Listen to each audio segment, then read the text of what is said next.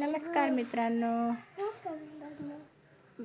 आज विष्णुप्रियाची तब्येत ठीक नाही, तिला ताप सर्दी आहे. आता बा विष्णुप्रिया औषध कशी पटकन पिऊन टाकते, पटकन पेते. चला चला चला चला पिऊंगी पिऊंगी पिऊंगी. चला बाळा, या या या. आ करा विष्णुप्रिया, वर बघा बघा. आता कसं पिऊन टाकते पटकन. गुड गर्ल आहे विष्णुप्रिया. किती विष्णुप्रिया.